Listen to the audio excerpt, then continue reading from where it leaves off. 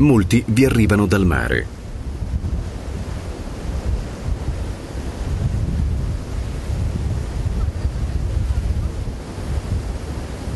E soprattutto per il mare.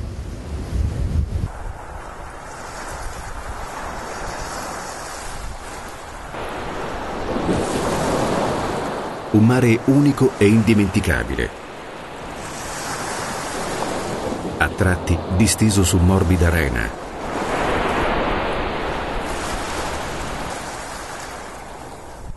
E a tratti intento a lambire bianchi torrioni di calcare.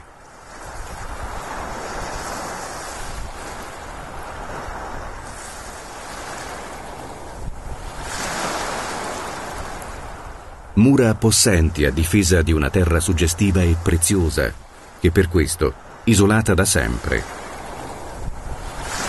conserva ancora oggi un fascino struggente e primordiale e una selvaggia bellezza.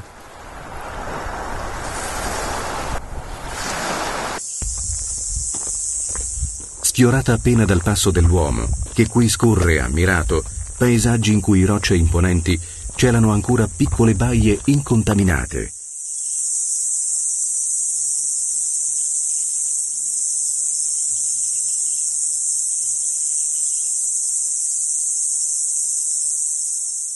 Dove i profumi inebrianti dell'icriso, di timo e di cisto si fondono con quelli salmastri delle sirene, di alghe e conchiglie sonnolente.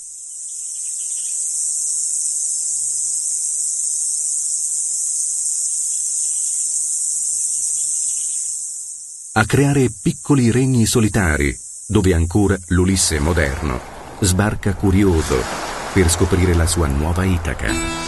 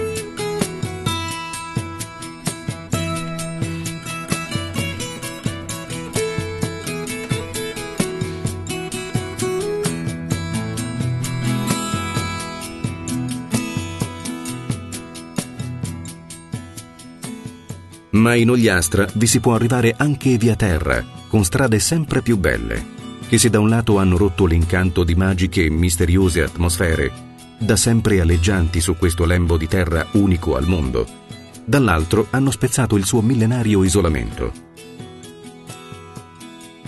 permettendo così a tutti i nuovi Robinson Crusoe, alla ricerca della loro isola perduta, di immergersi entro il verde silente delle sue foreste, punteggiate d'autunno, di fronde dalle foglie dorate o tinte di rosso corallo.